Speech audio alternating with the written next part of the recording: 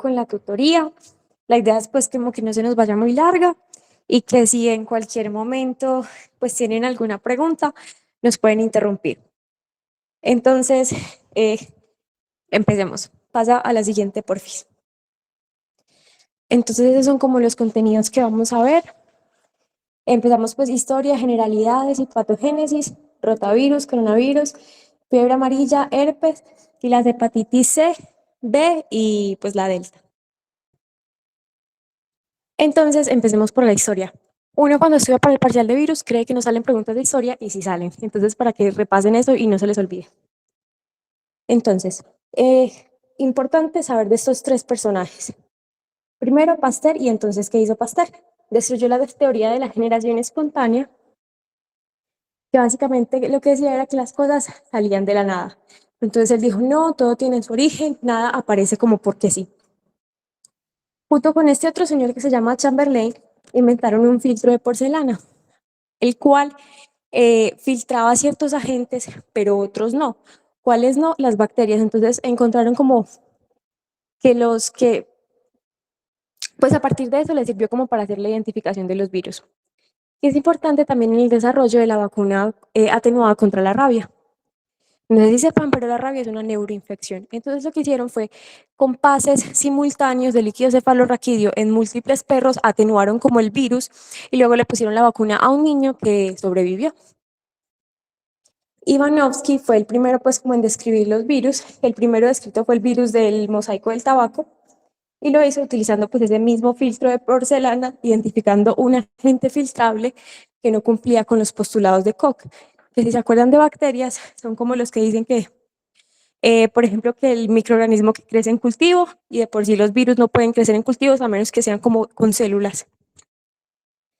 Está también Jenner, que es importante porque es quien inventa, por decirlo así, la vacunación contra la viruela, la primera vacunación en 1796, tomando pues como muestras de pus de las mujeres pues como que se exponían al virus de la viruela, pero vacuna.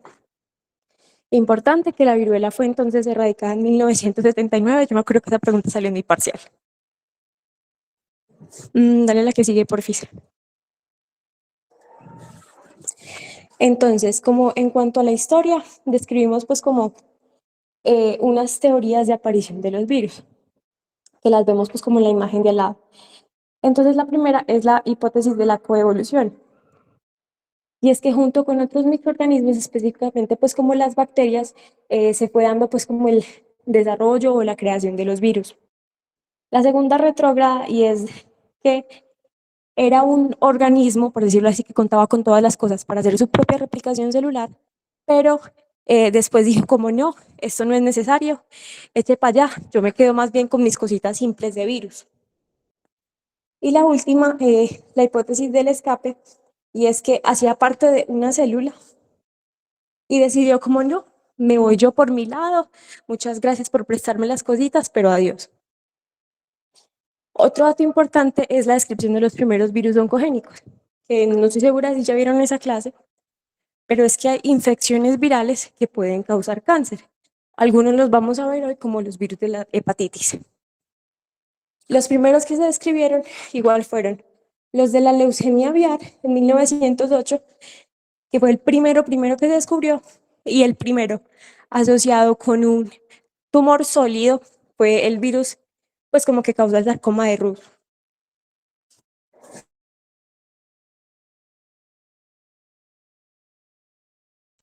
Qué pena ahí con ustedes. Entonces, sigamos.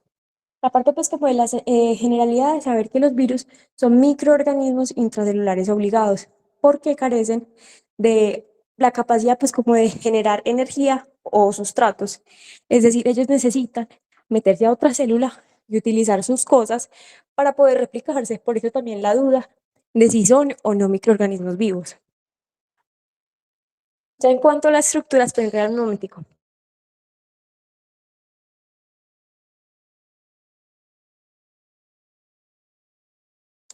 Listo, entonces en cuanto a la estructura, básicamente, ¿qué es un virus?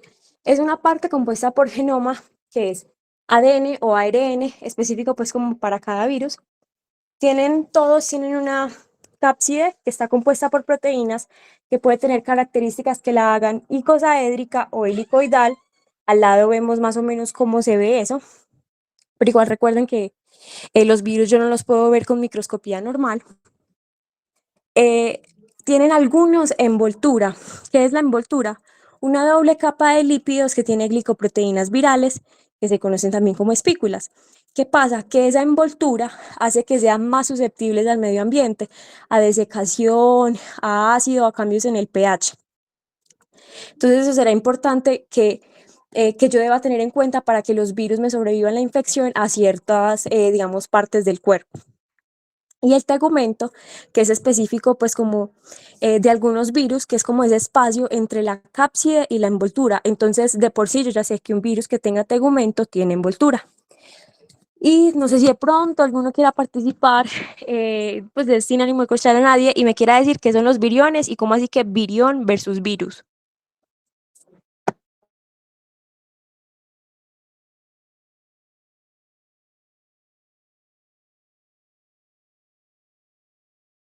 Bueno, estamos como tímidos. Dale Es la como la siguiente. partícula infectante, ¿no? Epa, es algo así. Entonces, dale porfa la siguiente. Y es que es la forma extracelular completa, es decir, dentro de todo ese ciclo viral, los virus tienen que sufrir diferentes procesos dentro e incluso algunos por fuera de la célula para que yo diga es el que está listo para infectar. Sin embargo, van a ver que es mucha literatura y a veces pues incluso en las tutorías los vamos a usar de manera indiscriminada, pero que a ustedes les quede clara la diferencia entre virión y virus. Dale la que sigue, epa. Entonces, yo puedo clasificar los virus de diferente manera. En la clasificación de Baltimore, yo los clasifico según el genoma. Entonces, parto de que hay dos opciones grandes, ADN o ARN. ADN que puede ser bicatenario o monocatenario. El ARN puede ser bicatenario y puede ser monocatenario que sea positivo y que sea negativo. El caso tal es que todos deben llegar a un mismo paso y es hacer ARN mensajero para que yo pueda hacer toda esa transcripción a proteínas pues por parte de los ribosomas, que son los que necesita el virus pedir prestados de la célula. Entonces algunos tendrán más pasos, otros tendrán menos pasos para poder ser pues como hacer como la parte de la replicación de proteínas. La otra clasificación, dale, es envolturas. Entonces, envoltura, anterior, dale que no me acuerdo. Los que están envueltos o los que están desnudos. Los desnudos se asocian a más resistencia, entonces serán sobre todo los que yo vea en infecciones del tracto gastrointestinal.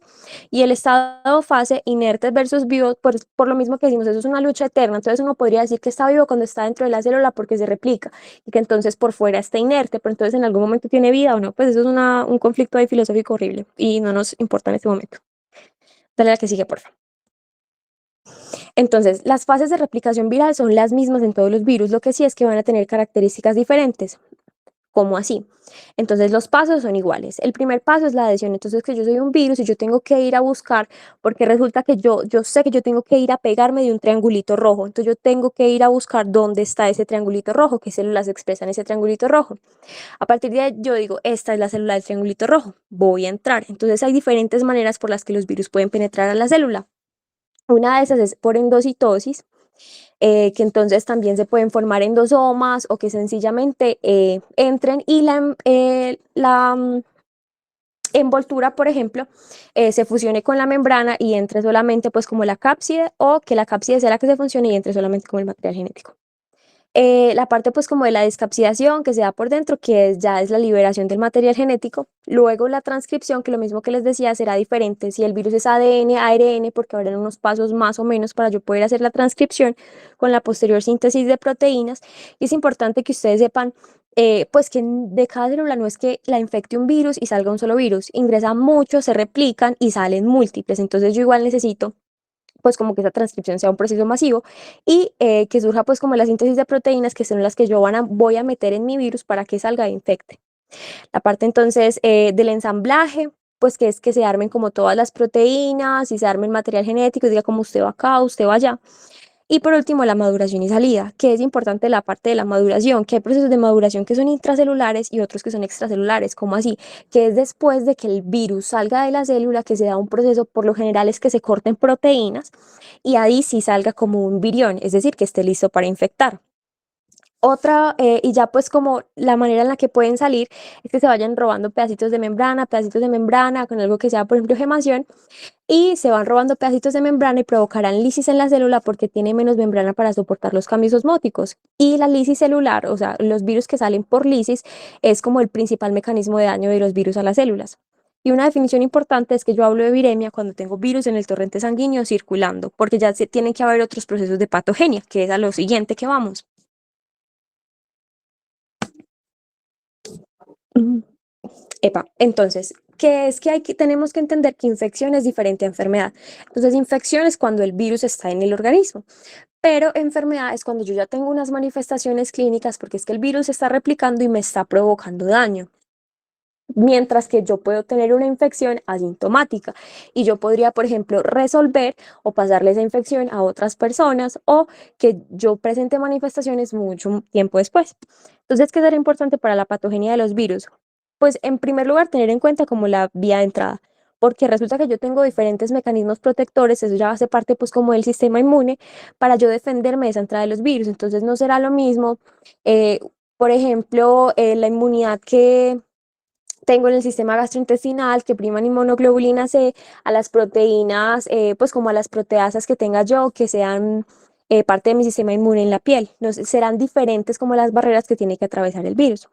Importante entonces también la interacción con el tejido blando y es lo que yo les decía. Yo soy un virus y yo tengo que entrar buscando esa célula que está expresando los triangulitos rojos. Entonces, ¿cómo llego yo hasta allá? ¿Y dónde están precisamente esas células? ¿Y qué tengo que hacer yo para llegar hasta allá? Y el tropismo, que es, vamos también como a la misma vaina. Y es que entonces yo tengo que entrar a buscar esas células con los triangulitos rojos y si yo no encuentro células con triangulitos rojos, pues por ejemplo no podría infectar. Y si yo encuentro de células con triangulitos azules, esas no me sirven. Tienen que ser los rojos porque yo tengo un tropismo específico a ese tipo de células. La parte pues como de la virulencia y es que hay factores de los virus como la producción de ciertas toxinas, etcétera, o como las estrategias que ellos tienen de ir a meterse, por ejemplo, al DNA, que ya serán particulares que ayudan pues como a ese proceso de patogénesis. Del sistema inmune, pues que los mismos virus van desarrollando mecanismos de evasión, tener en cuenta que los que son RNA tienen mayor probabilidad de tener mutaciones genéticas, entonces, listo, no, hoy me pinta el pelo de rojo, entonces ya el sistema inmune no me va a reconocer. Y también que se pueden generar respuestas inflamatorias destructivas. Entonces, ¿qué es que porque el sistema inmune quiere hacer el bien, resulte haciendo el mal? Porque es que yo voy a matar una mosca, pero la voy a matar, no sé, con algo que pese 1 tonelada. Entonces, es como, bueno, te estás exagerando, vas a causar más daño al resto del cuerpo y no es como el objetivo.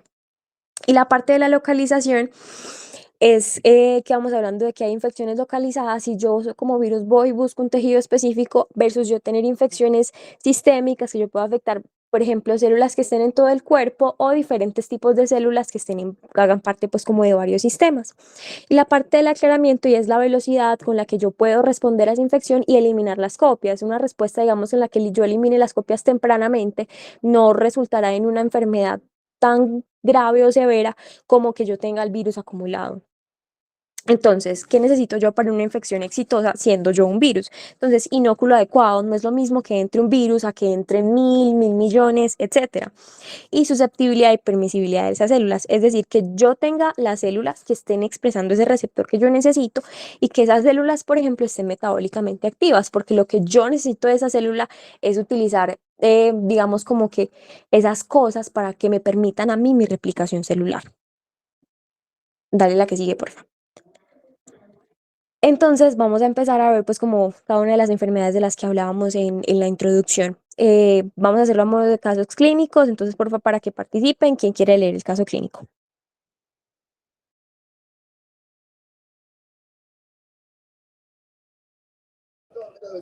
Yo, masculino de 13 meses con cuadro de 2 días de evolución de diarrea acuosa, sin moco ni sangre, acompañado de 3 episodios eméticos el día de hoy.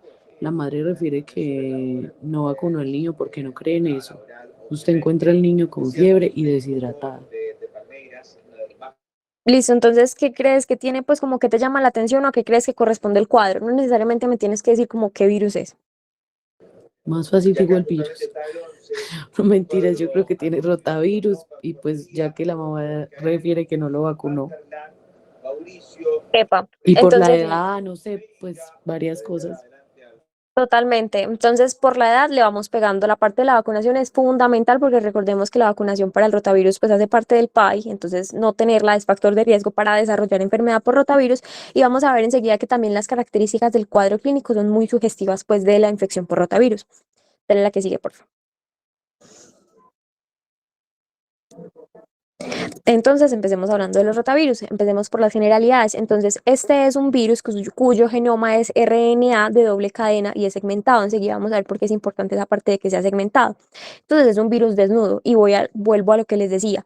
Entonces, si tener una envoltura me hace más susceptible, yo preferiré ser un virus desnudo para enfrentarme a territorios más adversos, como por ejemplo la acidez estomacal. Importante también que tiene una cápside que está compuesta por tres capas, entonces una cápside interna, una cápside intermedia y una cápside externa. Y tiene también pues como unas VPs, como viral protein, que forman pues como una especie de espículas. Y de esa parte que yo les decía que el RNA es segmentado, de esos segmentos, bueno, no, de esas proteínas virales, perdón, 5 son estructurales y 6 son no estructurales y ahí tienen pues como la sigla. Ahora sí lo de los segmentos. Entonces, ese genoma tiene 11 segmentos. Cada uno codifica para una proteína excepto el segmento número 11 que codifica para dos, que es importante que yo puedo tener segmentos distintos a los de otro rotavirus. Entonces, y si los dos vamos e infectamos a una célula, podemos decir como ve, pásame tu segmento 8 y yo te doy de mi segmento 4. Entonces ya vamos a hacer virus diferentes. Vamos a tener variabilidad por el reordenamiento de esos segmentos. Pero entonces la condición es que yo tenga dos virus diferentes, pero igual como el rotavirus, que estén infectando a la misma célula. Dentro del género rotavirus tenemos A, B, C, D, E, F y G. Lo más importante es el género A, que es el que se asocia al 90 al 95% de las infecciones en humanos. Dale a la que sigue, por favor. Entonces, importante así pues como de la replicación. En algunos virus será más importante que en otros que sepan cuál es el receptor en la célula. Entonces, en este caso es el del ácido siálico presente en el tracto gastrointestinal. El virus entra por endocitosis. Después de ese proceso de endocitosis se pierde esa cápside externa, continúa en la intermedia y la interna. Se forma un viroplasma adyacente al retículo endoplasmático. Un viroplasma es básicamente una fábrica de virus y allí ocurre pues como todo el proceso de replicación y ensamblaje. El virus sale por gemación con una envoltura transitoria que se pierde en ese proceso de maduración. Entonces también es lo que les decía, que maduración es que yo debo hacer un cambio en el virus para que salga y pueda ser infectante. En este caso, la pérdida de esa envoltura transitoria. El virus puede salir por lisis o puede salir por exocitosis. Exocitosis es que salga en una membranita y esa membranita vuelva y pues como con una membranita que va y se fusiona con la membrana celular y sale ese el virus sueltico. Y debe también ocurrir un proceso de proteólisis para la viral protein 4, también para que el virus pueda ser infeccioso, pues como cuando salga del cuerpo. Ve de la célula. Entonces, lo más importante que siempre preguntan en el parcial es la parte de cuáles son los mecanismos de daño y los mecanismos de diarrea del rotavirus. Entonces, es importante que sepan que la célula blanco son los enterocitos apicales. Es diferente la función que tienen los enterocitos apicales a los que tienen los enterocitos en la cripta. ¿Por qué? La parte que está más apical, es decir, como la que está más al borde de esas vellosidades, es en la que ocurren los procesos de absorción y liberación de enzimas para degradar el contenido intestinal y poder absorber los nutrientes. Y vamos entonces a los mecanismos de daño. Entonces, hay diarrea por mala, dale al anterior por fin, hay diarrea por mala absorción porque yo no estoy degradando, por decirlo así, esos carbohidratos. Entonces, o esas proteínas no las puedo partir en pedacitos más chiquitos y no las puedo absorber. Y además que hay daño al enterocito, que es el que hace el proceso de absorción.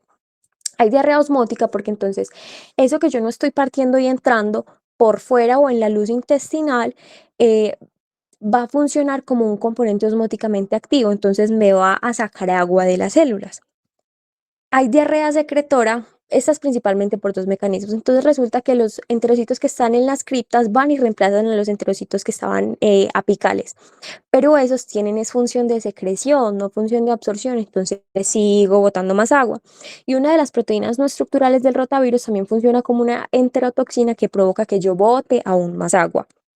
Y también se produce diarrea por hipermotilidad porque el virus estimula al sistema nervioso entérico, entonces hace que ese peristaltismo esté más aumentado y se produzca entonces diarrea. Y ya importante pues hay como de la defensa inmune, que los mecanismos con los que yo cuento en el sistema gastrointestinal son la pepsina, el ácido gástrico y la IgA.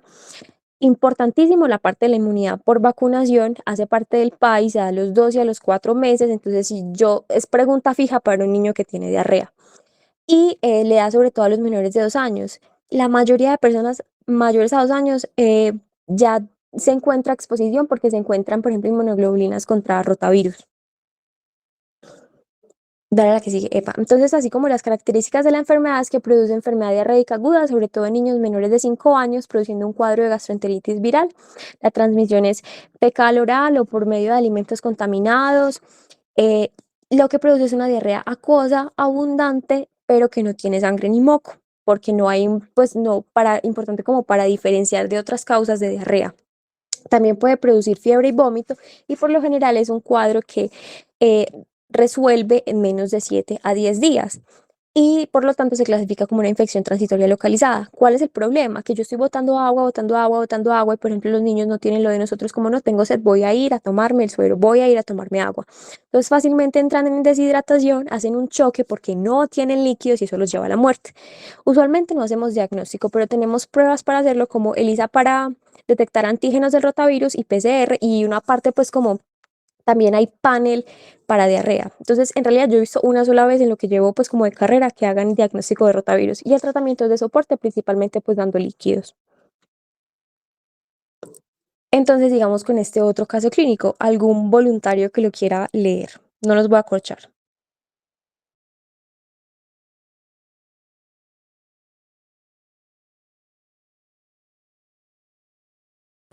Yo, hombre de 61 años que consulta por fiebre, tos seca, disnea, malestar general, tiene antecedentes de hipertensión que controla con enalapril. El examen físico encuentra temperatura de 37.7 grados centígrados, frecuencia cardíaca de 120 latidos por minuto y una saturación de oxígeno de 88%. Algo que te llame la atención del caso o te arriesgas a decir como yo creo que tiene tal cosa. Pues sería como lo de la fiebre, lo de tos seca, pues tiene como malestar general, pues esa partecita. Y lo de la saturación de oxígeno, diría yo que, no sé, por esa partecita de la radiografía y eso, un COVID. Epa, entonces en Y la general uno ve el hipertensión cuadro, también, ¿no? como La hipertensión. pues sí, también es un antecedente importante. Entonces, uno ve como este cuadro y dice como, bueno, tiene algo respiratorio, pues digamos que pueda tener una neumonía. En efecto, pues él dice como que ha tenido fiebre y en efecto está desaturado. Y en la placa, en realidad, lo que en medio se ve son como que empiezan a ver como unas consolidaciones, es decir, que ustedes empiezan a ver como más blanquito en ciertas partes donde debería ir negro en los campos pulmonares. Entonces sí se animaría uno a decir que es una infección respiratoria y como pues el boom y lo que hay que descartar es COVID. Entonces vamos a la que sigue, por favor. Muy bien todo lo que dijeron ustedes. Entonces vamos a hablar de los coronavirus. Resulta que para hablar de coronavirus y que sean pues como importantes en humanos, yo puedo describir los que tienen comportamiento endémico y los que tienen comportamiento epidémico. Los que tienen comportamiento epidémico han sido los que han causado epidemias o pandemias, como el caso del SARS-CoV-2, pero han habido epidemias por SARS-CoV y por MERS-CoV.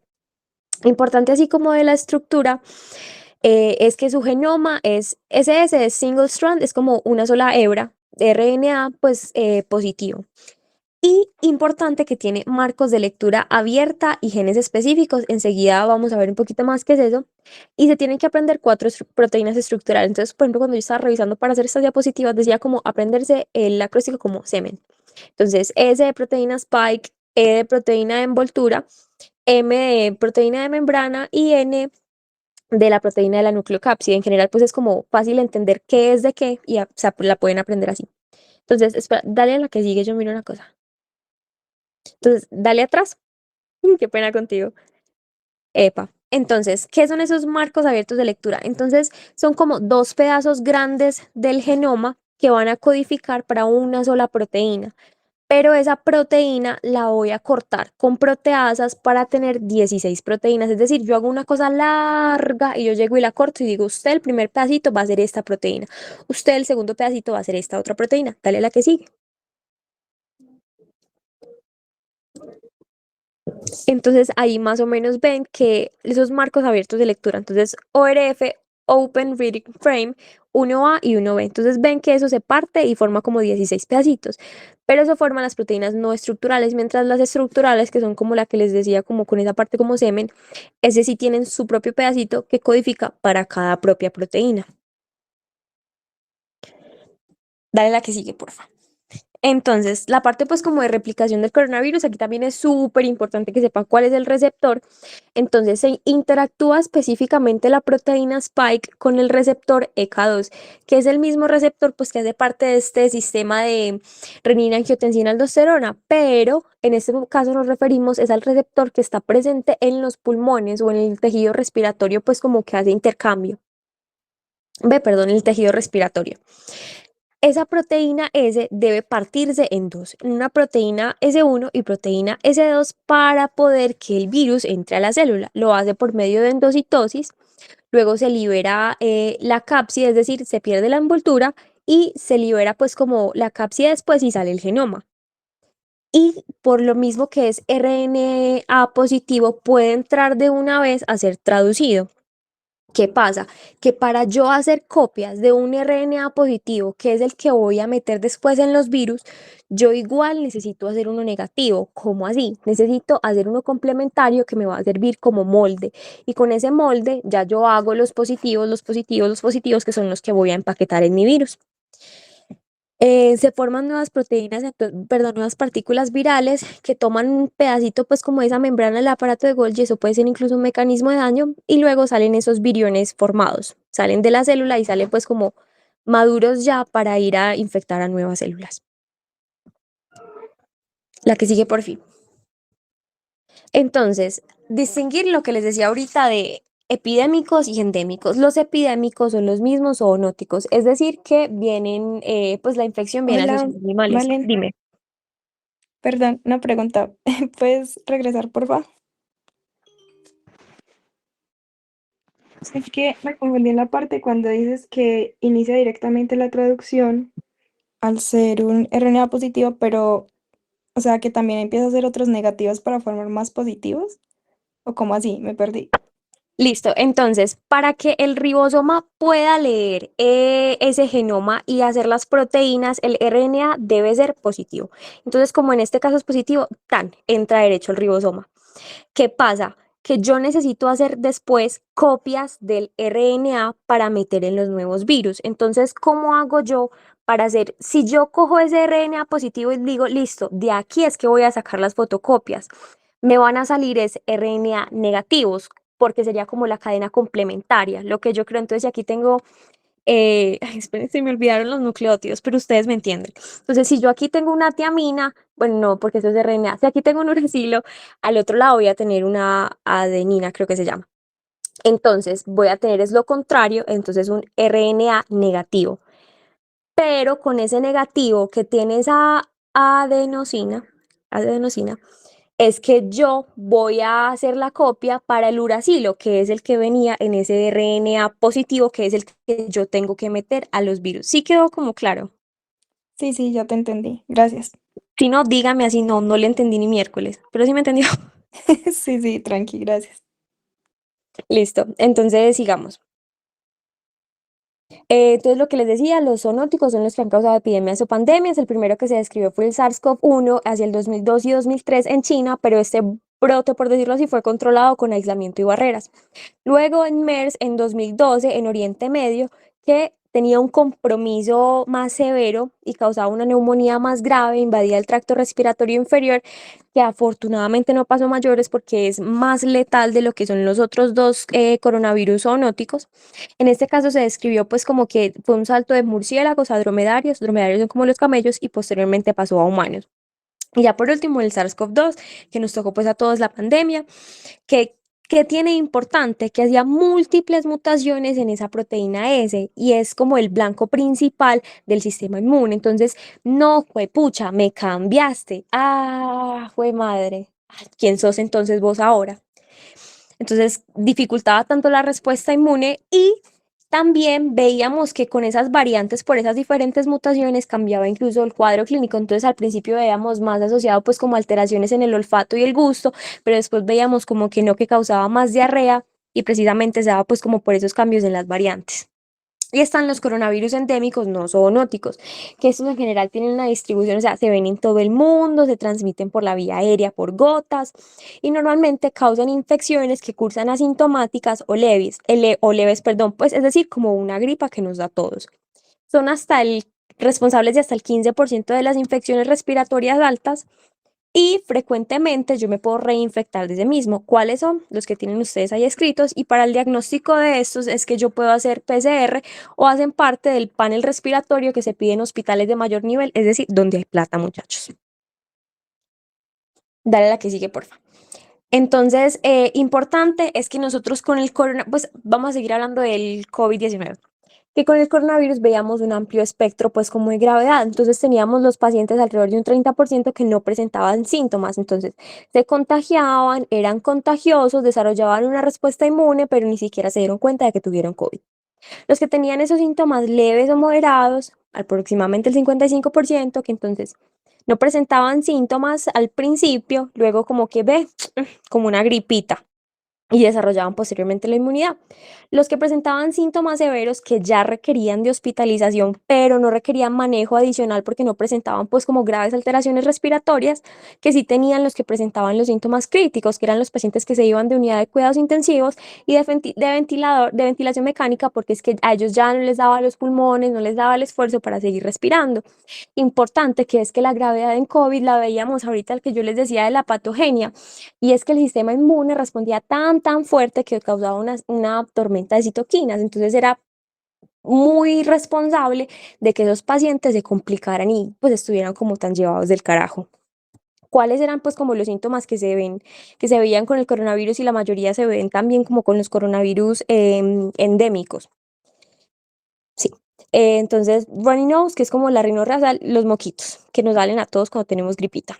Pérdida del olfato del gusto, tos, cefalea o dinofagia, que es dolor en la garganta, fatiga, mialgias, que son dolores musculares, malestar, fiebre, dificultad para respirar, náuseas, vómito e incluso diarrea. Dale a la que sigue, por fin.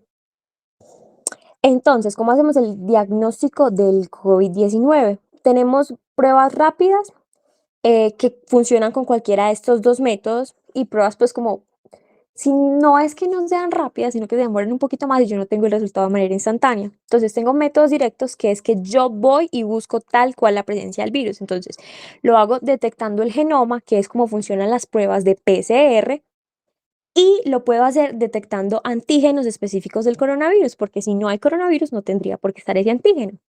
Y métodos indirectos, que es detectando esa respuesta inmune, es decir, los anticuerpos. Entonces, que yo en un primer momento detecte ese IgM porque es la primera inmunoglobulina que sale y responde, luego que pueda detectar IgG, IgA, pues en general casi no. Pues no es un método que se utiliza en muchas pruebas y yo puedo detectar estos anticuerpos a través de pruebas de ELISA o por inmunocromatografía. Entonces abajo vemos el comportamiento de las pruebas diagnósticas. Y es que entonces si yo me demoro en montar la respuesta inmune en un paciente que lleve pocos días de evolución, yo no puedo esperar un resultado positivo en las pruebas indirectas, que eso no necesariamente me va a descartar que no tenga la infección, mientras que si yo detecto el virus como tal, pues claramente sí, porque ahí sí va a estar mientras se monta la respuesta inmune. Y el tratamiento, entonces principalmente de soporte, en los casos más graves, pues por ejemplo que necesitaban soporte ventilatorio, y así como antivirales, estudiaron diferentes anticuerpos monoclonales, suero convaleciente, es decir, de otros pacientes que tuvieran ya la respuesta inmune, y estos otros dos medicamentos que funcionaban pues como en realidad pocos estudios y no es como que sean la solución para tratar el COVID. Importante la parte de la vacunación y es que tenemos métodos que funcionan por RNA mensajero, por vectores virales y las vacunas inactivadas. Dale a la que sigue, por fin. Entonces, vamos a ver este caso clínico, otro voluntario, ya vieron que no les estoy tirando.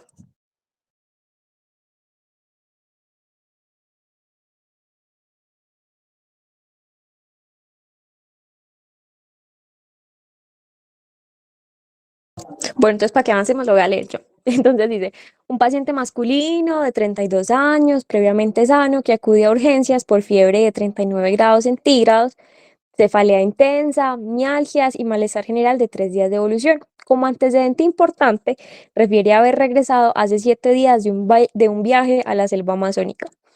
Al examen físico presenta ictericia leve en escleras, ya ahí la cadena en la imagen no es leve, es bastante obvia, pero es como para que ustedes vean cómo se ve un paciente con ictericia, con taquicardia y con dolor abdominal en el hipocondrio derecho. Entonces, pues como a destacar de este caso, la parte del antecedente y la parte de la ictericia, y es que a mí no todo me va causando ictericia, digamos que hay muchas cosas que pueden causar malestar general, pero ictericia, no tantas. Vamos a la que sigue, por fin. Entonces, lo que tenía este paciente era fiebre amarilla. Vamos a hablar del virus de la fiebre amarilla, es que hace parte de la familia Flaviviridae. Entonces, en medicina, lo mismo, flavi, amarillo, virus de la fiebre amarilla, es como, wow, magia. La especie es Orthoflavivirus flavi. El RNA también es de una sola hebra y es positivo. Este tiene una cápside icosaédrica y tiene una envoltura lipídica cubierta con proyecciones como de la superficie que las componen la glucoproteína M de membrana y E de envoltura, que son como las que ven ustedes ahí en la imagen. Entonces ahí verán también como que hay diferencia entre el virión intracelular y el virión extracelular, que será importante entonces en esa fase de replicación viral, que ahí tiene que ocurrir un cambio para que el extracelular salga y pueda ser infeccioso. Entonces, hay 7 genotipos, pero un solo serotipo. Es decir, yo le monto respuesta inmune al virus de la fiebre amarilla y no tiene por qué volverme a dar virus de la fiebre amarilla. Pero recordemos que no podemos generalizar y siempre pueden haber infecciones. Entonces, causa la enfermedad de la fiebre amarilla, que es una enfermedad aguda febril que se transmite por mosquitos aedes, en el caso pues entre nosotros los humanos, que se ve sobre todo en los trópicos y subtrópicos de África y Sudamérica. Es decir, a un paciente que esté en Estados Unidos, que no haya salido de allá en toda su vida, no tiene por qué darle fiebre amarilla. Dale a la que sigue, por favor. Entonces, importante pues como de la replicación es que la entrada del virus se hace por endocitosis, luego se libera el genoma a nivel pues intracelular, ocurre pues como todo el proceso de traducción y se sintetiza una poliproteína viral.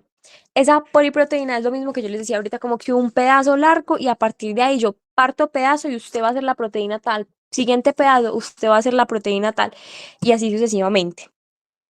Ocurre entonces pues como todo ese proceso de replicación, ensamblaje, entonces que se armen los nuevos virus e importante que la liberación y maduración. Entonces aquí también tiene que haber un proceso de que yo tengo una proteína M, suena raro, pero pues como el precursor, que tiene que sufrir también un proceso de clivaje para convertirse en esa proteína M del virión, es decir, el que está listo para salir y venga para acá cuál fue la célula que voy a ir infectando, que es como el cambio que les mostraba en la diapositiva anterior. Dale a la que sigue, por favor. Entonces, importante que esto tiene 2 ciclos epidemiológicos. ¿Cómo así? Tiene un ciclo de transmisión selvático y un ciclo de transmisión urbano.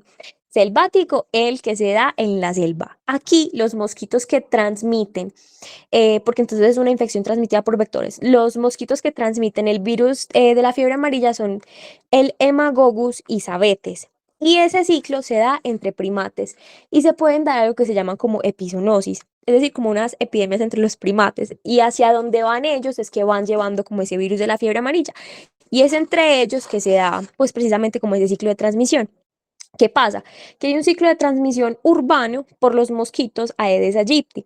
Es decir, un humano fue y se metió a la selva. Entonces lo picó este otro mosquito con el virus de la fiebre amarilla y le dio fiebre amarilla. A él va y lo pica el Aedes, ese Aedes va y pica a otro humano y lo infecta, a ese humano lo pica otro Aedes y se infecta y así sucesivamente se sigue dando ese ciclo de transmisión urbana. Pero entonces lo que quiero es que me entiendan que tiene que haber como un paso de ese ciclo selvático a ese ciclo urbano y es por eso que digamos que la fiebre amarilla circula en esas zonas y para que yo vea, por ejemplo, casos en otros lugares, tiene que ser porque el paciente estuvo allá visitando, trabajando, paseando, lo que sea, y volvió con la infección. Dale a la que sigue por fin. Entonces, ¿cuál es el cuadro clínico? Nosotros hablamos de tres fases. Un periodo de infección, un periodo de remisión y el último de intoxicación. El primero, para que hablar de infección, es uno que tiene un inicio abrupto, es decir, a usted eso le da así. ¿Qué le dan? Le dan fiebres, escalofríos, cefalea, pues dolor de cabeza, mareos, mialgias. Importante, pues como que también les da dolor lumbar, luego vómito y náuseas. Uno que les puede ver al examen físico, pues las conjuntivas se ven como rojas, la cara también se puede ver roja. Fíjense en que en esta fase no hay ictericia y bradicardia relativa. ¿Cómo así? Resulta que a usted le da fiebre y cuando a usted le da fiebre el cuerpo es metabólicamente más activo, entonces yo necesito bombear más sangre, entonces yo necesito que suba esa frecuencia cardíaca. ¿Qué pasa? Por cada grado que sube la fiebre, la frecuencia cardíaca debe subir como 10, 15 latidos por minuto. En estos casos, la frecuencia no sube como debería subir, entonces por eso yo digo como que es una bradicardia relativa y en realidad esto pasa con pocas enfermedades, entonces puede ser algo que me ayude a mí como para enfocar el cuadro de los pacientes y eso se llama el signo de Faguet.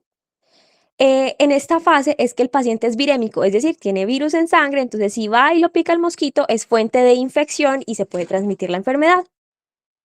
Luego entran en una fase de remisión y es decir que empiezan a solucionarse esos síntomas, no, yo ya me estoy sintiendo mela, yo no tengo nada.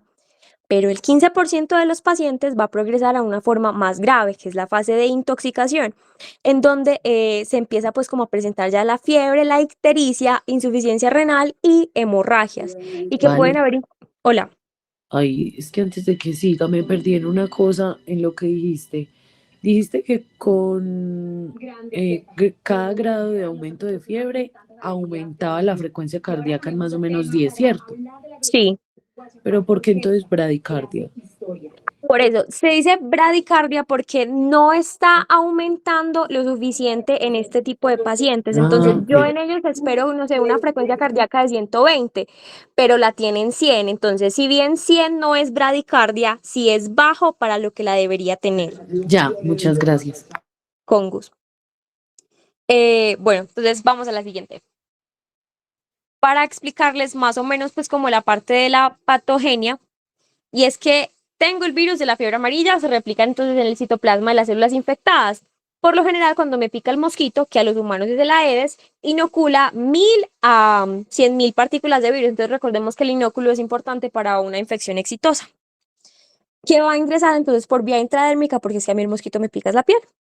Ocurre un proceso de replicación que inicia en esa zona de inoculación, es decir, donde me picó, y el sitio primario, es decir, donde se va a dar inicialmente esa replicación de virus para hacer más virus, porque los virus quieren llegar a ser más para que entonces vayan y maten a todas partes.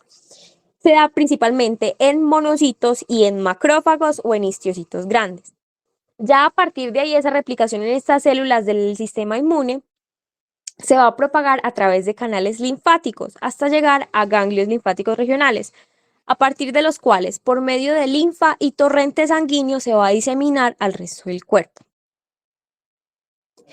Dale la que sigue, porfa. Entonces, lo mismo que les decía, de ganglios locales hay una diseminación linfática y por sangre y van a llegar principalmente a estos órganos, hígado, vaso, riñón, médula ósea y miocardio, que me van a explicar sobre todo esas manifestaciones en esa fase de intoxicación. Entonces, ¿qué hacen en el hígado? Llegan, lo dañan, se mueren esas células por apoptosis. Y entonces hay dificultad para, por ejemplo, la síntesis de los factores de la coagulación, que es lo que vemos que dice como diátesis hemorrágica. Eso es básicamente que tiene predisposición a sangrar más, porque es que el hígado no me está funcionando, no me está ayudando a sintetizar esos factores de coagulación que son dependientes de vitamina K. Entonces, paila, no puedo formar coágulos, no hay cascada de coagulación, además hay coagulación intravascular diseminada y esas plaquetas empiezan a no funcionar bien, entonces yo sangro por cualquier lado. También llegan al riñón, donde lo pueden dañar directamente y a través de, resulta que hay algo que se llama como el síndrome patorrenal, y es que si yo me tiro el hígado, es muy probable que por ciertos mecanismos que en ese momento a ustedes no les importan, pues no, no es que no les importen, pero que en realidad son como un poquito más complejos y no tenemos tiempo para explicarlos bien, me tiro también el riñón. En el miocardio también por la parte de la replicación viral, entonces yo puedo tener manifestaciones cardíacas. Y es importante entonces que de esa respuesta inmune que yo voy montando, yo puedo provocar un choque en esa fase final y es que entonces el líquido se me sale de ese espacio intravascular y si yo no tengo líquido, pues es como si no tuviera sangre en ese espacio intravascular, no puedo perfundir el resto de células y eso me puede llevar a muerte.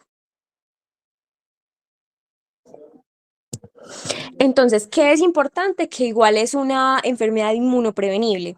Resulta que existe hace varios años la vacuna de virus atenuados, que se la ponemos a los niños a los 18 meses. Entonces, en personas inmunocompetentes sanas, con una sola dosis de la vacuna, tienen inmunidad para el resto de la vida. Y ya no, pues hace poco en realidad fue como que se dijo ese cambio de que ya no es necesario hacer el refuerzo a los 10 años. ¿Qué pasa con esa vacuna? Que uno, pues como de sus excipientes o parte de lo que la compone son proteínas del huevo. Entonces, a los pacientes que tienen alergia al huevo, a veces no les pueden poner esa vacuna, entonces no quedan protegidos. En cuanto pues como al tratamiento, resulta que no hay tratamiento específico, van a ver que para la mayoría de virus no hay tratamiento específico, estamos muy pobres de antivirales y sobre todo hacen mucha resistencia a los antivirales que ya existen, pues como algunos virus, como van a ver para el caso de VIH. Entonces aquí lo que se hace son medidas de sostén para combatir la fiebre. Recuerden que la fiebre en realidad no se trata por fiebre, sino por lo que le genera al paciente, porque hace que el corazón le lata más rápido y le causa malestar. Y hay que prevenir la deshidratación porque recordemos pues como que de lo grave es que en ese estado de intoxicación el paciente me llegue a choque y por eso se muera. Y serán importantes entonces también las medidas de prevención y control de mosquitos. Entonces, que si yo voy a viajar a una zona en la que yo sé que hay muchos mosquitos, entonces llevo repelentes, llevo ropa cubierta, etcétera. Y la parte del diagnóstico, entonces, puedo hacer una PCR en sangre o suero 1 a 10 días después del inicio de los síntomas. Es decir, un método directo para yo ir a buscar el genoma del virus. Se pueden hacer también serologías, IgM aparecerá entonces en la primera semana, recordemos que es la primera respuesta que se monta, pero listo, le tomo la IgM, eso no me dice absolutamente nada porque resulta que la mayoría de personas entonces estamos vacunadas y es esperable, por ejemplo, que tengamos anticuerpos, aunque más del tipo IgG, sino que yo tengo que tomar la prueba después y si hay un aumento de 4 veces o más en esa fase convaleciente en comparación a la primera prueba que yo tomé, es que digo que tiene la infección, pero entonces a mí casi que de nada me sirve en el momento agudo. Hay pruebas rápidas que utilizan entonces cualquiera de estas dos técnicas y es importante que los anticuerpos neutralizantes, es decir, los que yo genero, por ejemplo, por la vacunación, perduran de por vida y dan protección completa, por lo mismo que les decía que es un solo serotipo. Y sí, eso.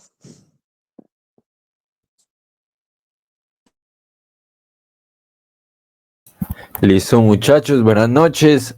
Vamos a ir con la segunda parte de la tutoría. Ya sé que todos estamos cansados, entonces vamos a hacerla cortica y rapidonga. Entonces, tenemos este primer caso clínico. Tenemos una paciente femenina de 19 años, estudiante de medicina de cuarto semestre, que consulta por un cuadro de 2 días de evolución consistente en dolor y en vesículas en el labio superior, que han cursado con fiebre y malestar general.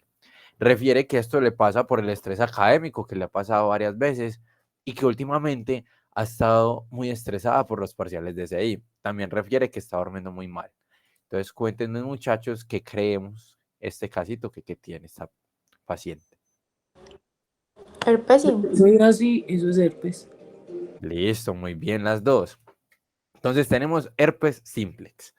Herpes simplex es un virus, ya pues hablaremos en la próxima diapositiva más de él, pero es importante que se transmite por contacto directo con secreciones o mucosas que estén infectadas con el virus. Entonces se crean estas vesiculitas y estas vesículas de acá, ese liquidito transparente que sueltan, es supremamente infectivo, o sea, son un montón de virus. Son dos virus, el herpes simplex, está el herpes simplex tipo 1 y el herpes simplex tipo 2, siendo el tipo 1 el más prevalente. Entonces, aproximadamente el 70 al 90% de la población tenemos herpes simple tipo 1. La infección primaria es la que me produce estas vesiculitas, estas lesiones, y la que me produce síntomas constitucionales, o sea, me va a producir fiebre, malestar general, entre otras cositas. Y algunos viriones pueden ir a neuronas periféricas y hacer latencia, ¿cierto? Entonces tenemos dos fases, la lítica y la latente. Y acá vemos pues estas lesioncitas, vemos esta lesión que probablemente sea de herpes virus tipo 2 por ser en genitales y por ejemplo en los bebés, en los lactantes, el herpes es mucho más agresivo, entonces hay que tener mucho cuidado, no darle piquitos a los bebés, entre otras cositas. Listo. Entonces, el herpes simplex es de la familia herpes viridae, del orden de los herpes viridae. El genoma tiene aproximadamente 152 kilobases, eso pues como que no nos interesa mucho en este momento. Y lo que sí nos interesa es la estructura. Entonces vemos que tiene acá su material genético, que es lineal bicatenario. Vemos acá que tiene su cápside. Y acá tiene algo muy importante que es único de los virus herpes, que es el tegumento. Entonces el tegumento, como dijo ya la compañera Valentina, es el espacio que hay entre la membrana y la cápside, y eso está lleno de proteínas muy importantes que ya veremos. Y finalmente acá tenemos nuestra envoltura, que es una capa doble lipídica, así como las de nosotros. Su célula blanco son las células epiteliales de la piel y las mucosas, y el herpes simple y el tipo 1 y tipo 2 son prácticamente iguales, o sea, son 85% iguales.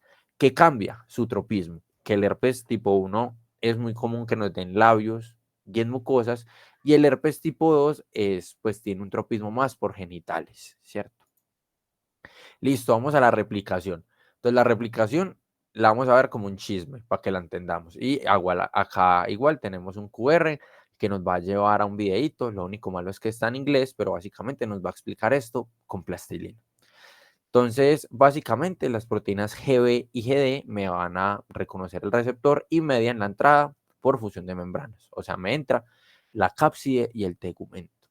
Y en el tegumento tengo dos proteínas fundamentales, muchachos, muy importantes. La VHS, que es así como en lo que nuestros papás y abuelos veían películas, y la BP16. Entonces, la VHS, ¿qué hace? Esta proteína del tegumento llega y se va a los ribosomas y empieza a eliminar el ARN mensajero propio de la célula. Entonces, lo que es propio de la célula llega a esta proteína que se llama VHS y le da machete. ¿Por qué? Para tener como la célula y la maquinaria de replicación solitos para el virus.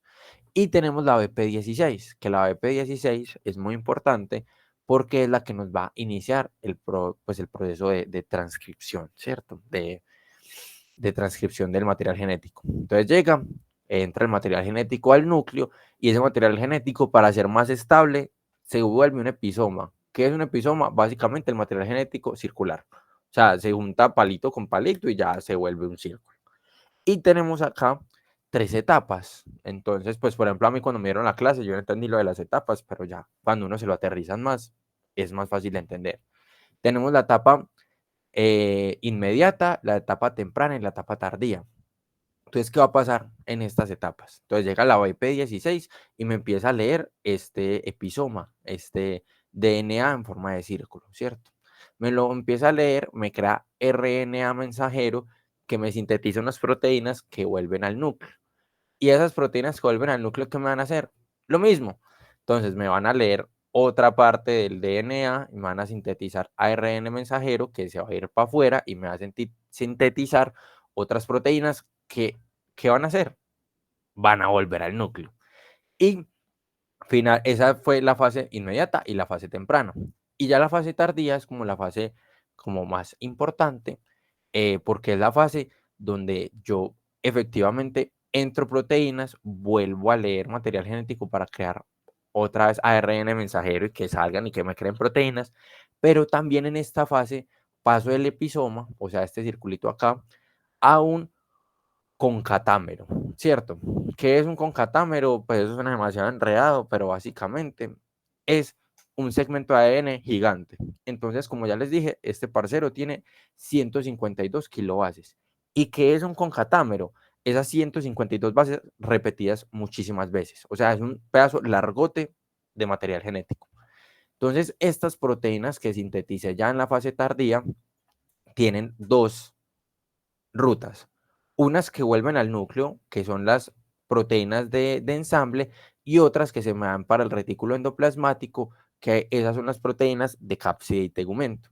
Y básicamente yo ya tengo el material genético largote. ¿Qué voy a hacer con eso? Lo corto en los pedazos que me sirve, lo encapsido, lo meto en cápside, lo meto al tegumento y finalmente sale del retículo endoplasmático al aparato de Golgi y sale por exocitosis. Esa es la replicación, el ciclo lítico de este virus. Igual, muchachos, como les dije, yo no pretendo que esto se les quede ahí de una y que se lo aprendan. Entonces acá tenemos un QR para que lo escaneen y ya pues les vamos a pasar las diapos también para que repasen, ¿cierto?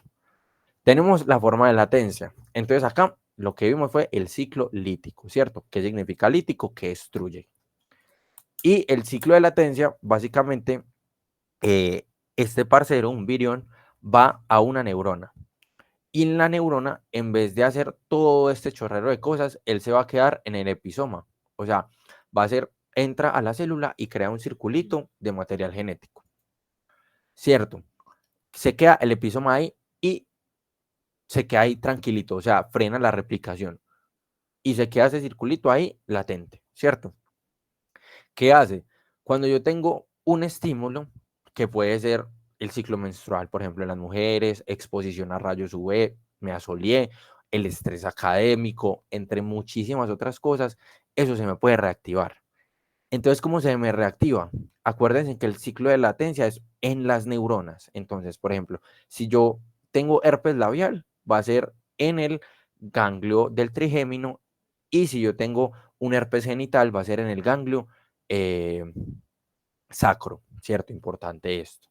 Entonces, básicamente, como está una neurona, él va a viajar por esa misma fibra de la neurona y me va a volver a causar la misma infección.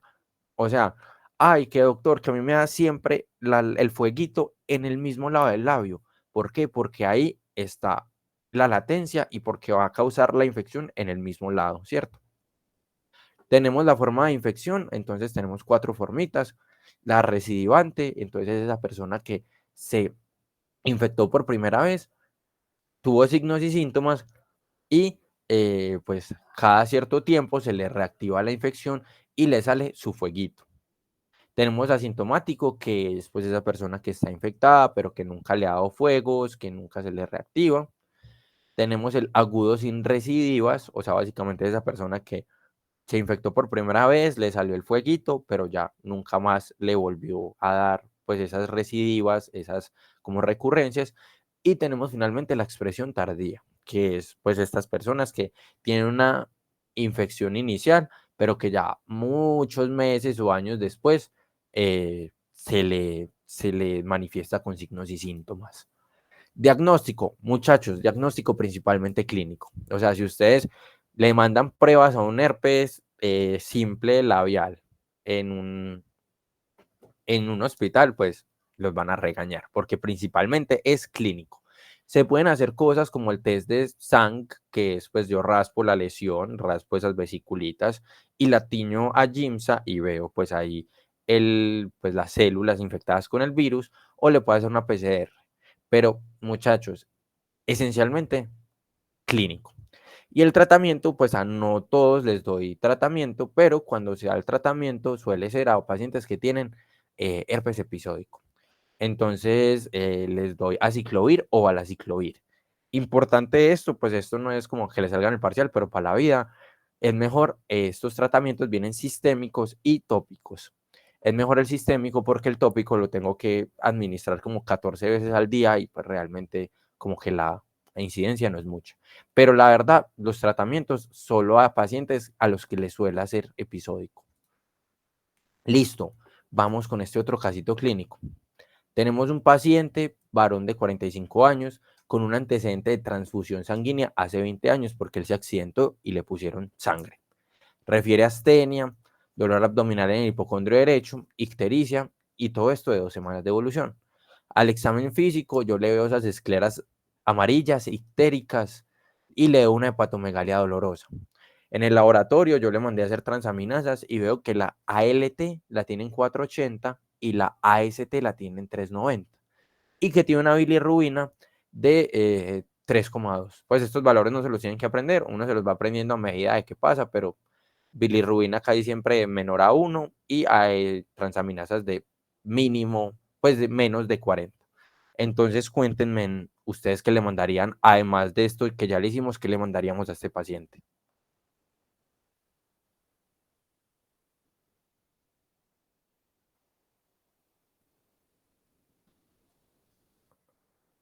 Bueno, en aras del tiempo, ¿qué le vamos a mandar a este paciente? Muchas cosas, pero muy importante, antígenos contra virus de hepatitis, ¿cierto? Y vamos a iniciar el virus de la hepatitis C. Entonces, el virus de la hepatitis C es de la familia de los flavivirides, del género Hepacivirus. Eso no es tan importante. Lo que sí es muy importante es que tiene una cadena simple de RNA positivo, ¿cierto? Básicamente, de su estructura, importante estas glicoproteínas E1 y E2, que tiene pues la nucleocápside, que es la proteína core, y que tiene algunas proteínas no estructurales como la 3, la 4 y la 5. Vamos al ciclo de replicación, lo mismo pues de lo pasado, muchachos. Aquí tiene un QR, un videito en inglés que les explica con plastilina el ciclo de replicación de este virus, que a veces son como un poco complejos. Pero vamos a ver este de una manera rápida. Entonces entra el señor virus porque la proteína E2 interactúa con los receptores, se internaliza y por el pH de la célula, básicamente media la descapsidación por E1. Entonces, E2 entrada, E1 descapsidación. Importante esto. Y como este parcero tiene un material genético que es RNA positivo, él no tiene nada que hacer en el núcleo. Entonces, básicamente va a ir de una a los ribosomas. Entonces, va a ir de una a los ribosomas del retículo endoplasmático y ahí va a producir pues una poliproteína. ¿Qué es una poliproteína? Una proteína grandota. Y que cuando yo la corto me da pues lugar a proteínas ya funcionales. Entonces yo hago una poliproteína, llega y la cortan, y cuando ya la cortan, se forma un centro de replicación. Entonces, un centro de replicación es esto que pues la compañera preguntó pues, en la parte pasada de la exposición, que es cómo hace, y hace exactamente igual. Entonces, ¿yo qué hago en ese centro de replicación? Eso, muchachos, es como una fábrica, literalmente. ¿Y yo qué hago en esa fábrica? Cojo como molde ese RNA positivo y creo un RNA negativo, ¿cierto? Y basado en ese RNA negativo, empiezo a producir muchísimas clonas de RNA positivo, que es el que me viene con el virus, el que es infectivo. Entonces yo acá en este centro de replicación empiezo a producir un montón de RNA positivo basado en ese RNA negativo, y básicamente ahí mismo en el retículo endoplasmático empiezo a ensamblar. Empiezo a ensamblar y finalmente ensamblo y ya saco al aparato de Golgi. Después del aparato de Golgi pasa algo muy interesante, que es que este virus de la hepatitis C se une a las LDL, ¿cierto? A las Low Density Lipoproteins, se une y sale, ¿cierto? Y ahorita ya veremos por qué se une a las LDL y pues, qué beneficio tiene esta lipoviropartícula. Listo, patogénesis de este virus. Vía de entrada con parenteral. Entonces, contacto con sangre. Estos virus que son parenterales son muy comunes, por ejemplo, en población que utiliza drogas inyectables. Transmisión vertical, o sea, de madre a hijo, y transmisión sexual, ¿cierto? Estas son como las más comunes del virus de la hepatitis C. Entonces, el virus de la hepatitis C, importante, es un virus que en su mayoría es crónico, pero puede llegar a ser agudo.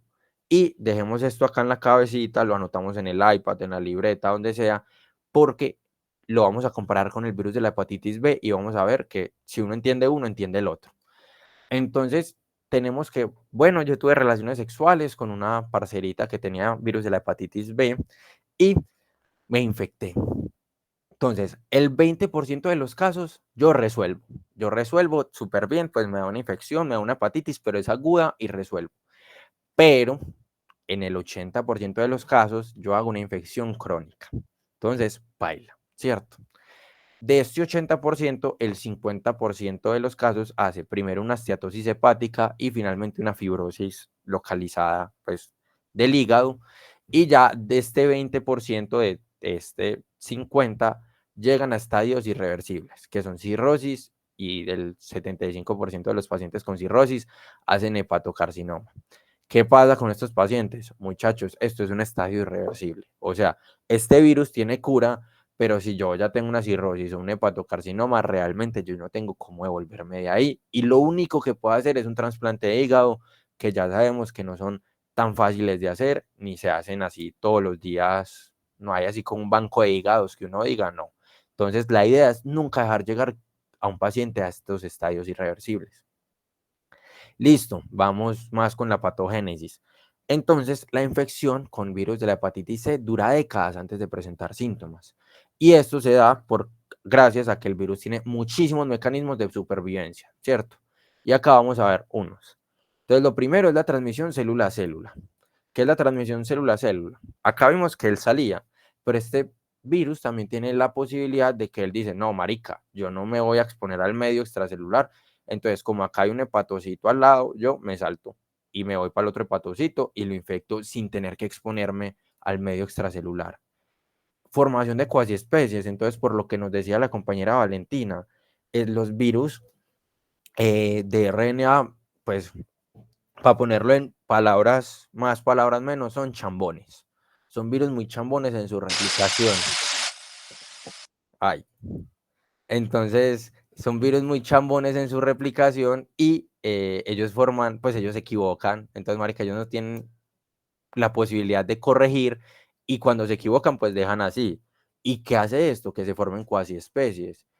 ¿Y que cómo nos afectan esas cuasiespecies? Primero que el sistema inmune, marica, no entiende. O sea, este virus acaba de mutar y han pasado 2 horas. Y es por esto, por esta formación de cuasiespecies, que no tenemos vacuna. Para el virus de la hepatitis C no tenemos vacuna porque cambia cada 5 minutos. Porque el marica es chambón en su replicación y no puedo, pues, como seguirle la pista, ¿cierto? Esto de las lipoviropartículas, entonces esto es lo que veíamos del LDL, pues básicamente esto que nos va a servir, entra muchísimo más fácil a la célula y además se camufla, entonces el sistema inmune no lo ve porque él está dentro de un LDL y dice, ah, bueno, no pasa nada, no tengo virus y lo que pasa es que él está ahí metido. También hay bloqueo de PKR, inhibición de RIC1, TLR3 y la vía STAT, que es todo esto que suena como ingeniería de cohetes. Muchachos, básicamente son eh, receptores intracelulares que le ayudan a la célula a decir, pana, tengo un virus adentro y como tengo un virus adentro voy a empezar a producir interferón o voy a hacer apoptosis con el fin de, pues, de frenar la replicación. Pero ¿qué hace este virus? Bloquea esas vías y esos receptores. Entonces, pues realmente o sea, la célula no tiene forma de decir como, ay, marica, voy a hacer apoptosis porque estoy infectada con un virus. No, ella no se da cuenta porque él bloquea estos receptores. Y además es capaz de infectar a linfocitos B y a células dendríticas. Eso me altera el sistema inmune. Entonces, con este virus vamos perdiendo. Listo. Diagnóstico y tratamiento. Entonces, el diagnóstico, obviamente, primero sospecha clínica, le pido una serología, o sea, le pido anticuerpos contra, pues, la proteína core o proteína de la hepatitis C. Y si la ELISA da positivo, pues hay que definir si la infección es actual o no. O sea, si él fue del 80% que hizo infección crónica o del 20% que fue de buenas y hizo aclaramiento. Y para eso mandamos una PCR. Y el tratamiento, pues hay antivirales que son inhibidores de las proteínas no estructurales, pero recordemos que, muchachos, si estoy en estadio irreversible, baila. Y acá tenemos el algoritmo diagnóstico. Este algoritmo lo hizo el grupo de investigación de la profesora que les va a hacer las preguntas y que le gusta mucho el diagnóstico. Entonces, este algoritmo diagnóstico, muchachos, se lo tatúan. O sea, se lo aprenden de memoria. Y realmente es simple. Entonces, yo tengo una sospecha de hepatitis C. Le hago anticuerpos, pues, contra el virus de la hepatitis C. ¿Tengo anticuerpos reactivos? Sí, le hago carga viral. Si tengo carga viral positiva, hay infección y defino tratamiento. Y si no hay carga viral, pues, detectada, yo digo, este parcero fue el 20% que aclaró la infección y súper bien. Y finalmente, al otro lado, no se detectaron anticuerpos. Entonces, ¿qué hago? Replantear el proceso diagnóstico. Este parcero no tiene hepatitis C, me equivoqué. Listo, y vamos al virus de la hepatitis B. Entonces, como les decía, es muy importante en este caso, pues, entender el diagnóstico. Entonces, la pues, familia Hepatniviridae, y importante que tiene un material genético que es DNA doble cadena parcial. Entonces vemos que acá está la doble cadena, la doble hélice, y acá tiene una colita que es sola. Es un virus envuelto con cápside icosaédrica, y las proteínas más importantes y las que nos van a ayudar con el diagnóstico son la proteína S, que es de superficie, así como en el COVID, ellas nos dicen qué va haciendo. Entonces, la proteína S es de superficie. Tenemos la proteína E o el antígeno E, que es el antígeno que yo lo relaciono con excreción, y ahorita lo veremos por qué. Y tenemos pues la proteína C, la proteína core, ¿cierto? La transmisión es igual al otro, es parenteral, transmisión sexual, personas que utilizan drogas intravenosas. El blanco es el hepatocito, y miren, el anterior tenía cura pero no vacuna. Este es al revés, este tiene vacuna pero no tiene cura. Entonces yo lo puedo prevenir, pero si ya me da, paila. Y la incubación es de 60 a 90 días. Listo, vamos con la replicación. Entonces no se dejen asustar por esto tan grande. Básicamente el virus interactúa con el receptor, como hacen todos los virus, y entra por endocitosis. Libera la cápside, y esta cápside, acá la vemos, va al núcleo y libera el DNA, ¿cierto? Este DNA, como vemos, es de doble cadena, pero le falta una colita. Entonces, ¿qué hace él? Él utiliza la maquinaria celular propia de nuestras células para completar su DNA, ¿cierto? Y cuando lo completa, ese DNA se pone en una forma que se llama CCC. Acá lo vemos, que es circular covalentemente cerrado, ¿cierto? Este, este DNA CCC ya toma dos vías. Entonces toma la vía de el RNA pregenómico y del RNA de las proteínas virales. Entonces vámonos por este, que es el más fácil. Produzco el RNA de todas las proteínas virales, y estas proteínas se me sintetizan en los ribosomas y se me dan para el retículo endoplasmático. Fácil. Y la otra vía, que pues no es que tome una u otra, sino que pues pasan las dos al mismo tiempo, importante esto, es la del RNA pregenómico. Entonces, básicamente, yo saco el RNA pregenómico, y como acá ya produje las proteínas, pues le voy a meter una polimerasa, muy importante, esta proteína es fundamental de este virus, y pues ya le pongo una cápside, ¿cierto? Eso es lo que pasa. Y acá ya tengo DNA, polimerasa y cápside. Y la polimerasa, muchachos, es una retesa, y va a llegar y me pasa este RNA, me pasa a un DNA de polaridad negativa. Y luego de ese DNA de polaridad negativa, me hace una doble hélice de DNA. Así, igual como entró. O sea, básicamente acá ya tenemos nuestro material genético listo. ¿Qué pasa? Este puede tomar dos vías. O va y se ensambla y se vuelve un virión, o vuelve al núcleo y vuelve a hacer la misma vuelta. Bueno, se va acá y se ensambla, y como acá ya teníamos las proteínas, pues básicamente lo que hago es ensamblar. Importante, muchachos, cuando yo estoy en el proceso de ensamblar, se libera el antígeno E. Entonces el antígeno E, ya vamos entendiendo que es el antígeno de excreción, que se excreta cuando hay replicación activa del virus. Listo. Y ya yo ensamblo todo y saco el virión, ¿cierto? Entonces acá tenemos el virión maduro que puede infectar, pero el virus tiene un mecanismo de defensa muy interesante, que es que el virus puede sacar también, pues, viriones que no infectan.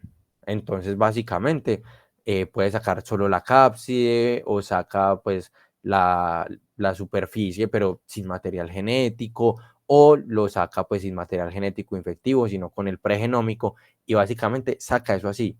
¿Eso en qué le ayuda? En distraer al sistema inmune. Entonces, el sistema inmune se satura y dice, marica, yo no sé qué atacar. Listo, patogénesis. Listo, otra vez vamos a ver, a compararlo con el virus de la hepatitis C.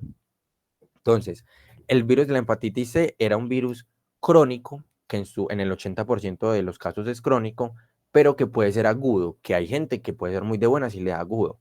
Este, muchachos, es al revés. Este es agudo en su mayoría, pero hay gente de malas que se le vuelve crónico.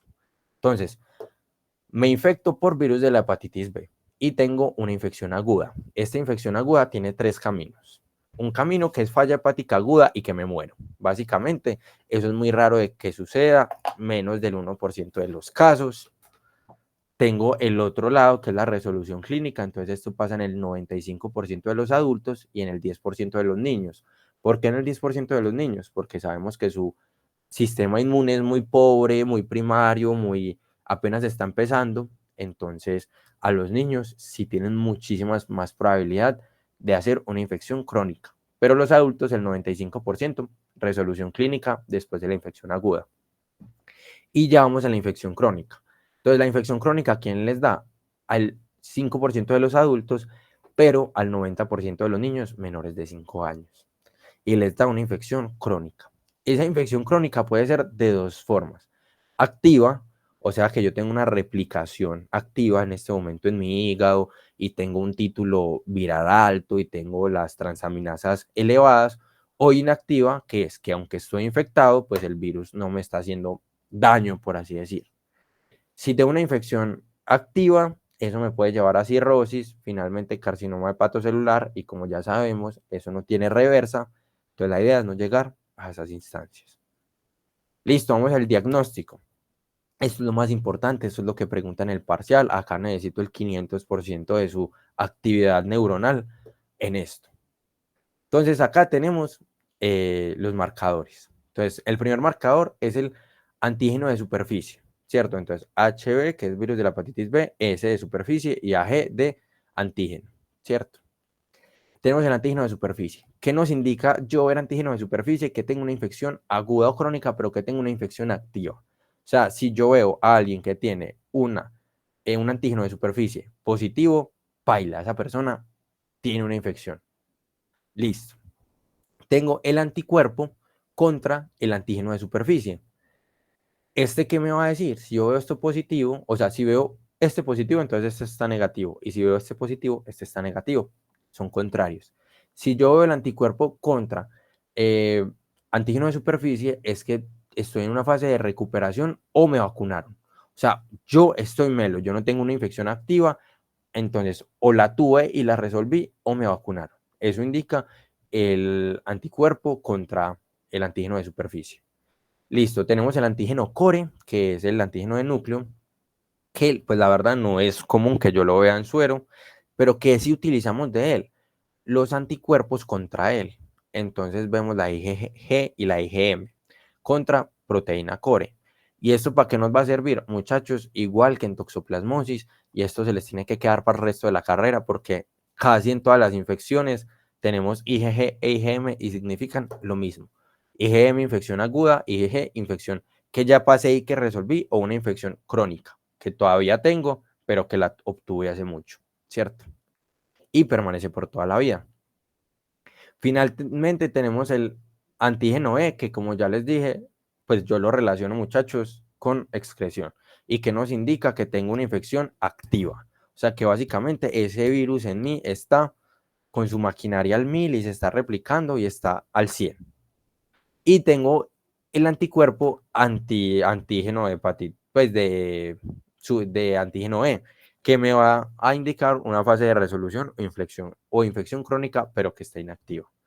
Muchachos, todo este chorrero, ¿para qué? Para un algoritmo. Y un algoritmo tranqui, ¿cierto? Pero pues la idea, muchachos, es que entiendan para que eso se les haga fácil. Entonces, lo primero es que tenemos una persona con sospecha y le vamos a mandar estas 3 pruebas. Antígeno de superficie, anticuerpo antígeno core y anticuerpo contra el antígeno de superficie.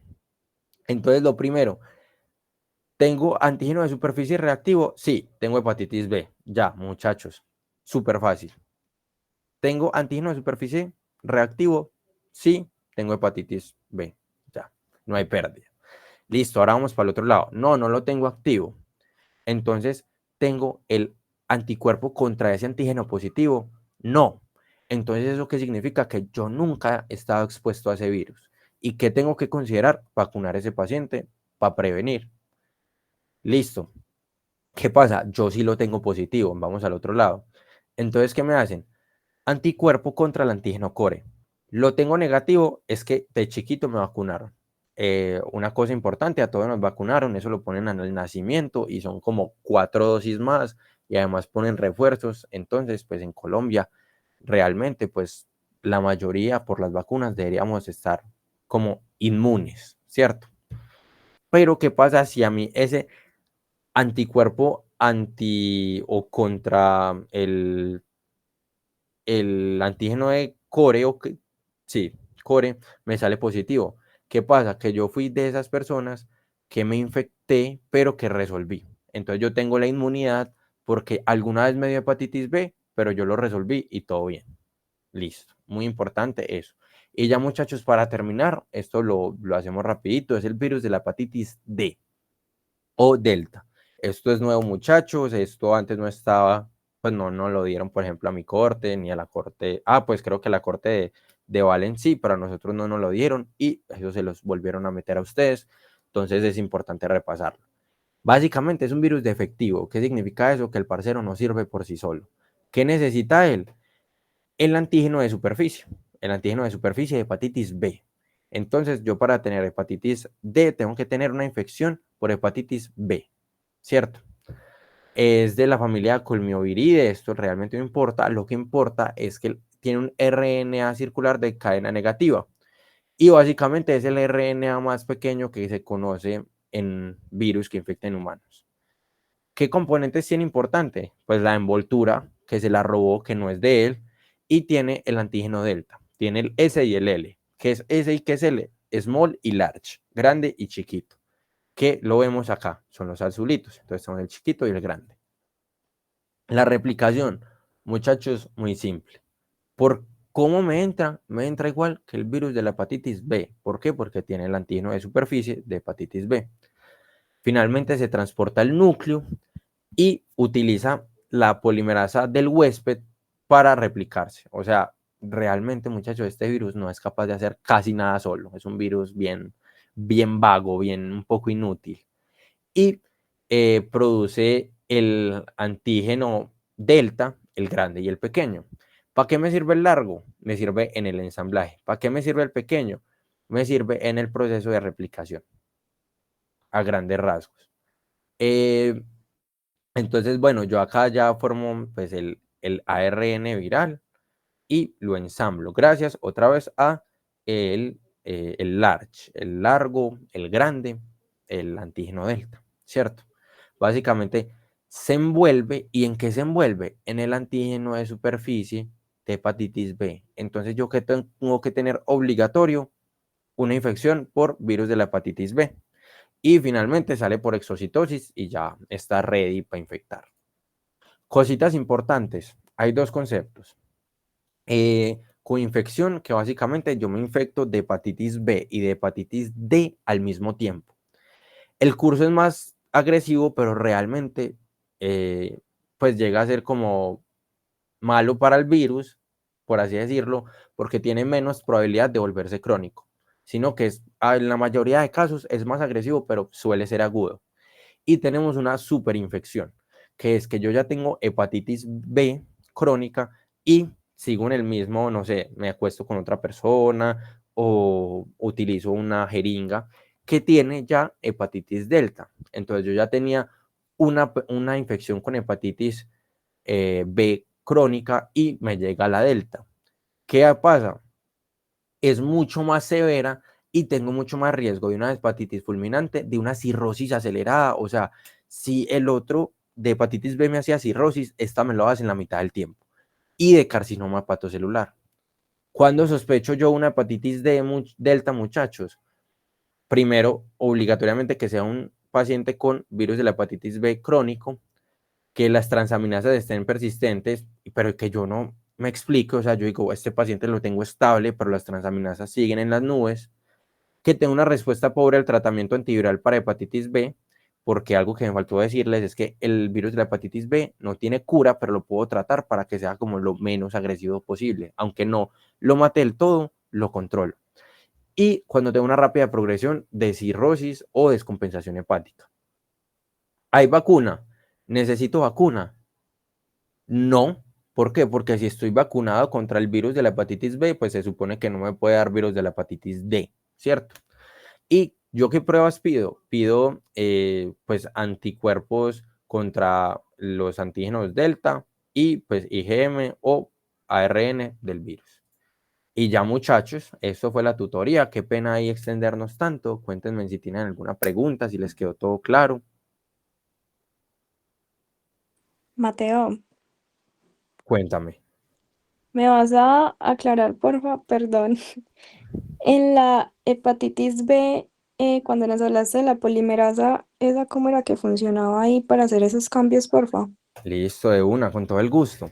Entonces, básicamente lo que nos hace la polimerasa es una transcripción inversa, ¿cierto? Entonces, yo cojo acá la polimerasa y ¿qué me hace esa polimerasa? A partir de este RNA pregenómico, o sea, PG, él coge y a partir de este RNA me forma DNA de polaridad negativa. Y como él es una transcriptasa inversa, basado en ese DNA de polaridad negativa, me hace uno de polaridad positiva. Y ya acá me queda el DNA, o sea, el material genético que utiliza el virus normalmente para infectar. O sea, ya me queda melo. ¿Sí te quedó claro? Ah, ok, hace las dos. Listo. Sí, o sea, básicamente es súper importante porque hace transcripción inversa, o sea, me pasa de RNA a DNA y ya me deja el material genético listo. ¿Alguna otra pregunta, Gracias. muchachos? Mateo, de todos los virus que hemos visto, ¿cuáles usan transcriptasa reversa? ¿Cuáles utilizan transcriptasa reversa? Básicamente, de los que vamos a ver, el virus de la hepatitis B y el VIH. Esos dos. Gracias. ¿Alguna otra preguntita, muchachos? Una pregunta, si es posible tener anticuerpos y antígeno al mismo tiempo, ¿no? No. ¿Por qué? Porque si yo tengo anticuerpos, se supone que ya estoy luchando contra ese antígeno. Pero pues igual podría estar presente aún si no se ha terminado de... Sí, sí, o sea, es raro, pero yo qué digo por, pues, facilidad, si hay uno no está el otro. Entonces, si yo tengo de superficie, es que estoy infectado. Y si tengo anticuerpo contra superficie, es que estoy vacunado o recuperado. O sea, si está el uno, no está el otro, básicamente. Listo, muchas gracias. Listo, muchachos. ¿Alguna otra preguntita? Bueno, tomaré eso como un no. Entonces, muchachos, nosotros les vamos a mandar las diapositivas, pues acá como quedan con los QRs para que se vean los videitos de las replicaciones. Estamos, Valen y yo, puestos para cualquier duda que tengan. Y ya la idea es cuadrar para el viernes o el sábado la próxima tutoría, que es a modo de simulacro. Y ya, muchachos, estudien mucho y ya estamos para ustedes. Muchas gracias. Muchas